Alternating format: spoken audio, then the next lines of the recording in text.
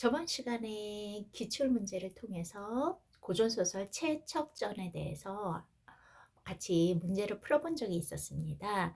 그런데 이거에 대해서 좀 더 자세히 설명드리겠다고 말씀드렸는데요. 바로 오늘 강의가 최척전에 관한 내용입니다.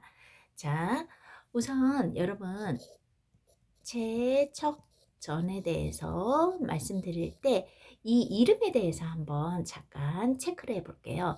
전이라는 말이 들어가면요. 어떠한 이제 고전 소설을 얘기하는데요. 만약에 심청이가 주인공이면 뭐가 될까요? 심청전이 되죠. 춘향이가 주인공이 되면 어떻게 될까요? 춘향전이 되죠.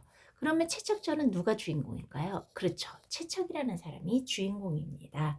그럼 최척은 어떤 인물이었는지, 어떤 시대적 배경에서 살아간 인물이었는지 알아보도록 할게요. 최척전은요, 조선판 스펙타클한 소설이라고 할 수 있어요. 만약에 영화로 만들어진다 그러면 조선판 블록버스터라고 할 수 있을까요? 그 무대가요, 조선이라든지 중국이라든지 일본이라든지 심지어 안남, 지금의 베트남 지역까지 쭉 배경이 되어 있는데요. 아마 영화로 지금 현재 찍는다 그러면 제작비가 엄청 많이 들어갈 것 같아요. 그러면 채찍전에 대해서 이제 본격적으로 들어가 볼게요. 채찍전은요, 발음하기가 조금 힘들죠. 조위한이라는 사람이 지은 소설이에요. 내용은요, 주인공 채척, 이 사람이 채척입니다. 채척가요, 이 사람은 오경이라고 해요. 채척의 아내가 되죠, 나중에요. 오경의 사랑 이야기를 바탕으로 하면서 전쟁 난리통이죠. 전란으로 인한 가족의 이산이란 거 헤어진 거겠죠. 기적적인 재회를 그린 소설이에요. 소설 내용이 굉장히 진취적인데요. 특히 여주인공 오경이 있죠.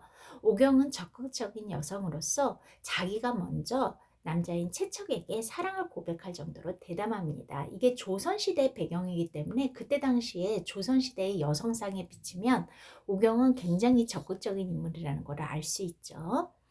자, 그러면 줄거리를 한번 같이 이야기를 해보도록 할까요?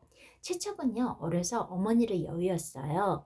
그리고 아버지와 함께 살고 있었는데요. 채척이 정상사라는 집에 가서 글 공부를 하게 됩니다. 그때 오경이요, 구원 쪽지를 채척에게 보내요. 당시 오경은요, 어머니와 함께 친척인 정상사의 집에서 피난살이를 하고 있었거든요. 오경을 묘사한 부분을 한번 같이 보도록 할까요? 뭐라고 얘기했냐면요. 그녀의 나이는 겨우 16살. 16살이면 지금으로 말하면 중3이 되나요? 그렇죠? 보였는데 머릿결은 구름을 들이운 듯이 아름다고요. 이 머릿결이 아주 구름을 두른 듯이 아름다웠대요. 그리고 얼굴은 꽃처럼 예뻤대요. 네, 실제로 그려보면 아마 이렇게 생겼나 보죠. 꽃처럼 예뻤대요. 그리고요, 갑자기 조그만 종이 쪽지 하나가 창틈으로 들어왔다. 채척이 이 글을 본 뒤부터 정신이 날아가다 황홀하여 마음을 가라앉힐 수가 없었다. 이렇게 이야기가 되어 있네요. 둘 다 사랑의 타이밍이 딱 맞는 것 같아요. 이에 채척이 아버지를 통해 구원을 하게 되죠. 근데 오경의 어머니인 심씨는 채척이 가난하다고 해서 거절해요. 그러나 오경은 어머니 심씨를 설득합니다. 자식이 이기는 부모는 없다고 하죠. 결국 둘은 혼례를 치르기로 약속하지만 채척이 의병으로 가게 됩니다. 왜냐하면 이때 당시가 이제 전쟁이 계속 일어나는 시기예요. 혼례를 치르지 못하자 부유한 집안의 양생이 구원을 하게 됩니다. 오경이 되게 예뻤다고 그랬잖아요. 그래서 심씨가, 오경의 어머니 심씨가 허락을 해줘요. 그래서 한마디로 어머니께 이보세요, 어머니, 이렇게 물어보고 싶네요. 하지만 오경은 어떤 여인인가요? 그녀는 자살을 기도함으로써 이를 물리칩니다. 네, 아까 말씀드렸다시피 세상 그 어떤 부모도 자식 이기는 부모는 없다고 그러잖아요. 그래서 의병장의 허락을 얻어서 채척과 둘이는 결혼을 마침내 하게 됩니다. 네, 축하 축하 딴따라딴.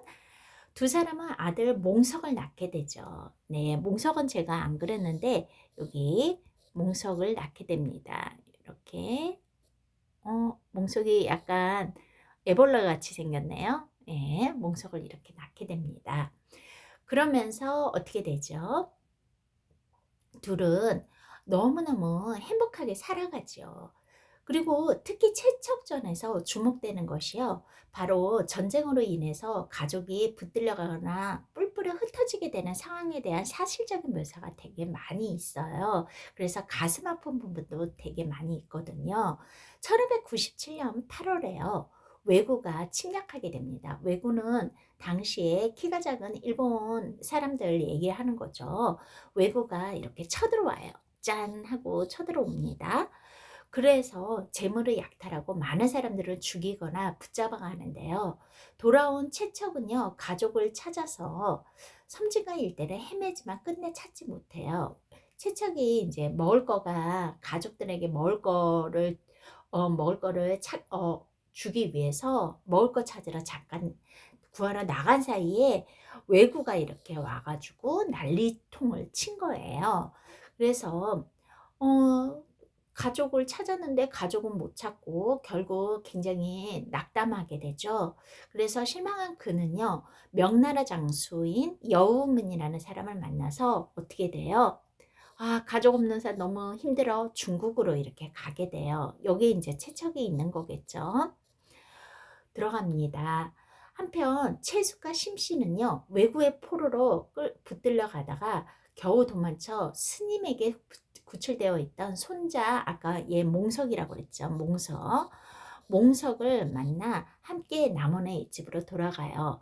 원래 이제 끌려갈 뻔 했는데 도망쳐서 어떻게 해요? 다시 남원으로 이렇게 돌아가게 됩니다. 그리고요, 오경은요, 남자 복장을 했어요. 남장을 하고요, 외병에게 끌려가요. 그래서 일본으로 오경은 이렇게 가게 됩니다. 여기에 오경이 있는 거겠죠. 네. 그랬는데 남자 복장을 했다고 그랬잖아요. 그래서 외병은요, 오경을 남자로 알고요. 부엌일 시키고요. 남자로 아는데 부엌일 시켰다네요. 부엌일을 시키고 그 다음에 함께 장사를 하러 다녀요. 자, 아까 채척은 여우문 따라갔다고 그랬잖아요. 그 여우문이 죽자 채척은 주라는 사람을 만나요. 그러면서 차를 팔면서, 아마 차가 이제 튀겠죠. 차를 팔면서 떠돌다가 1600년 봄에 안남, 지금의 베트남으로 이렇게 가게 됩니다. 지금 베트남으로 가는 채척의 모습을 제가 그림으로 그렸어요.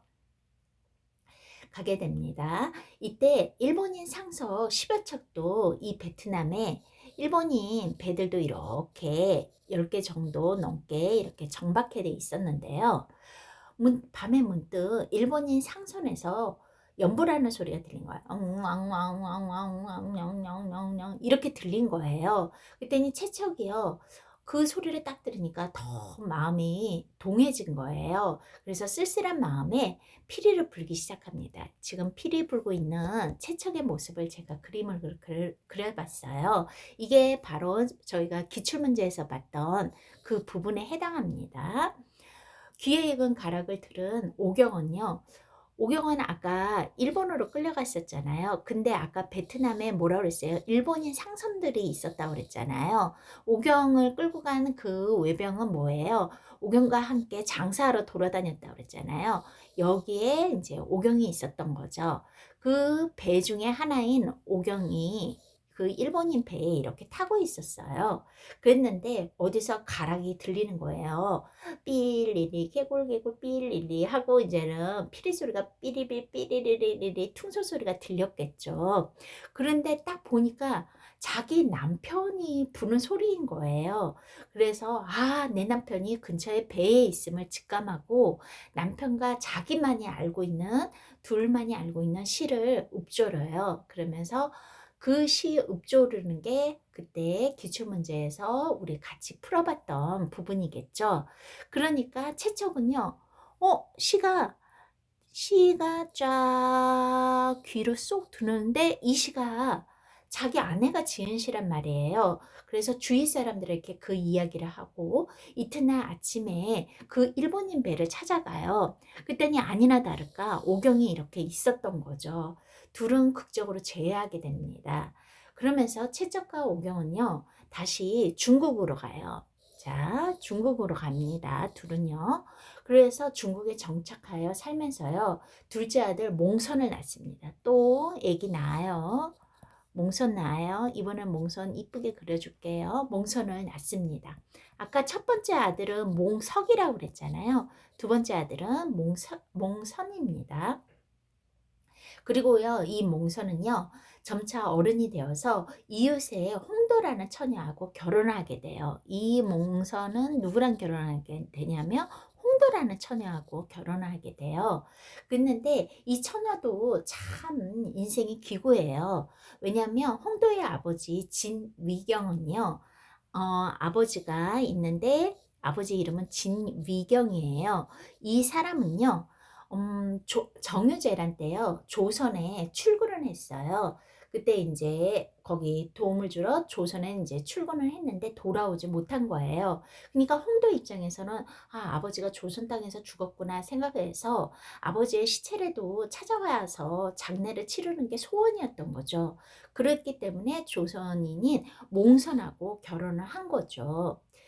1618년에 후금은 이제 앞으로 명나라 다음에 나라가 청나라거든요. 그 청나라를 세우기 이제 청나라 이전의 나라예요. 그래서 후금과 명나라와의 힘겨루기가 시작이 돼요. 이 난리통에 채척은 어쩔 수 없이 다시 또 전쟁에 참가하게 돼요. 왜냐면 이제 중국에서 지금 싸우고 있잖아요. 그러면서 전쟁에 참가하게 됐는데 그때 다시 그 청되기 전에 후금의 포로가 됩니다. 그런데 그 후금의 포로가 되었을 때 조선에서 온 강홍립이라는 장군이 있었어요. 그 장군의 군사로 전쟁에 참여했던 누구를 만나게 되냐면 아까 첫째 아들은 몽석이라고 했잖아요. 몽석을 만나게 되는 거예요. 그래서 그 몽석도 오랑캐의 포로가 돼서 채척과 함께 감금이 되죠. 아버지하고 아들이요, 거기 뭐죠? 이국 땅에서 포로로 잡혀가지고 다시 만나게 되는 거예요. 근데 채척이 중국에 와서 둘째 아들이 장성할 때까지 살았으니까 몽석도 많이 컸을 거 아니에요. 서로 얼굴을 맨 처음에는 누군지를 몰랐던 거예요. 그러다가 뒤늦게 부자지간이라는 것을 알고 둘은 통곡해요. 근데 늙은 오랑캐 병사가요, 그걸 보고 그들을 풀어줍니다. 왜냐면 그 병사도 원래는 조선 사람이었어요. 근데 벼슬아치의 학정을 피해서 당시 조선시대 때 탄가놀이들이 많았잖아요. 학정을 피해서 오랑캐 땅에서 살게 되었다는 거죠. 그래서 그 같은 조선인이었고 옛날 생각도 나고 둘을 자기가 책임질 것을 자기가 나중에 책임져야 함에도 불구하고 이 둘을 풀어줍니다. 그래서 채척과 몽석은요, 고국으로 돌아가게 돼요. 자, 여기 너무 복잡하니까 좀 지울까요? 네. 그래서 고국으로 이렇게 돌아오게 됩니다. 이제 채척하고 몽석은요, 색깔을 좀 달리 할게요. 둘은 고국으로 이렇게 돌아오게 돼요. 그런데 돌아오는 도중에 등창이 이제 거기 심하게 나게 됐어요. 그래서 도망 다니던 한 중국인을 만나서 그 사람이 이렇게 침을 놓아줬는데 이 사람이 아주 명의였나 봐요. 그걸 맞고 다 나았어요. 그러니까 은혜를 갚고 싶을 거 아니에요. 그래서 그를 데리고 남원에 오게 됐어요. 남원이 이들의 이제 고향이거든요. 남원에 왔더니 알고 보니 그 중국인이 누구였냐면 아까 둘째 아들의 부인이 홍도였다고 그랬잖아요. 그러면서 조선으로 거기 출근했던 거의 아버지가 바로 진위경이었잖아요. 그 중국인이 바로 진위경이었던 거예요. 그래서 채척과 몽석의 등창을 낳게 해준 사람이 진위경이었죠. 지금 두 가족이 이제 만나게 된 거죠. 채척은요, 남원에서 남원에서 부친과 장모를 모시고요. 몽석과 함께 살아가면서 진희경은 그 이웃에 살게 해줘요. 그러면 중국에 아직도 오경이 있었을 거 아니에요. 여기 오경이 있었을 거 아니에요. 남편은 끌려갔었으니까요. 거기 병사로요. 채척이 살아남았다면 조선으로 갔을 거라고 생각을 하고요. 배를 마련해서 아까 아들 누구였어요? 몽선 있었죠. 며느리 누구예요? 홍도 있었죠. 얘네들을 같이 데리고 어떻게 해요? 조선으로 가게 돼요. 그리고 나서 오경은 아들과 며느리에게 조선말도 가르치고요. 일본말도 가르쳐요. 혹시나 해적의 습격에 대비해서 조선과 일본의 옷까지도 준비하고요. 그러다가 항해하는 도중에 중국인과 일본인의 배를 만나 위기를 슬기롭게 넘기기도 하는데요. 어느 날 이제 한 섬에서 중국 배가 한 척 와가지고 오경 이 일행의 배를 빼앗아 가요. 아, 왕서방이 이러면 안 되는데, 오경들은 결국에는 거기 섬에 이제 갇히게 된 거죠. 그리고는 며칠 후 조선인의 돛담배가 그 섬에 도착해서 이 오경 가족을 구출해내요. 그리고는 1620년 조선에 도착한 그들은요, 남원에서 마침내 온 가족과 상봉하게 된답니다. 자, 드디어 도착한 어, 사람들이에요. 여기 채척을 비롯해서 그 다음에 채척 아내, 그 다음에 아들, 그 다음에 뭐예요? 며느리 아버지, 지금 많은 사람들이 지금 다 에브리바디 여기에 와글와글와글 조선 땅에 있는 거예요. 그래서 어떻게 됐어요? 온 가족이 상봉하고 마침내 그들은 행복하게 살아갔답니다. 그래서 I'm back 이라고 이제 너무 기분 좋은 채착의 모습을 그렸어요. 당시의 전쟁으로 인해서 일반 백성이 겪은 가장 큰 고통과 슬픔은 가족의 이별이었는데요. 이산가족 얘기하죠. 임제왜란 당시에 수만 명의 사람들이 그것도 주로 노약자나 부녀들이 포로로 붙잡혀 갔고요. 정묘호란은 이제 청나라와의 싸움이겠네요. 병자호란도 청나라와의 싸움이요. 때에도 수많은 사람들이 포로로 끌려갔어요. 비록 허구의 세계에서나마 기이한 만남을 이루는 것으로 엮어서 당시 사람들의 바람이 반영된 작품이 바로 채척전이라고 할 수 있습니다. 그리고요, 이 조위안이라는 사람은요, 여러분 홍길동전 아시죠? 허균하고도 굉장히 친한 친구라고 이야기를 해요. 그리고 여기 이 부분에 대해서 한 가지 더 알아두고자 이제 참고적으로 이야기를 하면요. 칠첩전에서요. 이민양이라는 사람이 나와요. 그런데 이 사람이 오랑캐에게 비굴하게 내통한 인물로 나오거든요. 근데 나중에 이 민성이라는 사람이 글을 지었는데 그게 경정집이거든요. 이 민성은 이민한의 동생이에요. 그랬는데 자기 형을 이렇게 비굴하게 얘기한 거는 사실이 아니라는 것을 이야기를 하면서요. 이 채척전의 작가, 아까 조희안이라고 했죠? 그 작가를 막 비난하고 그랬대요. 이게 마치 타이타닉에서 거기 승무원 나오는데 뇌물 받고 뭐 이렇게 구해주는 척하다가 건철로 자살하는 사람이 나오거든요. 그거랑 약간 비슷한 것 같아요. 왜냐하면 소설이다 보니까 아무래도 첨삭이 들어가서 사실과 아닌 것이 이야기가 되기도 하거든요. 그게 이제 유족들 입장이라든지 가족들 입장, 후손들 입장에서는 기분이 나쁠 수가 있을 것 같아요. 자, 어때요? 한번 이 내용 되게 재미있게 보셨나요? 자, 이거를 보고 나서 한번 관련된 기출문제를 풀어보시면 더 쉽게 푸실 수 있을 것 같습니다. 자, 긴 내용 같이 해주셔서 감사합니다.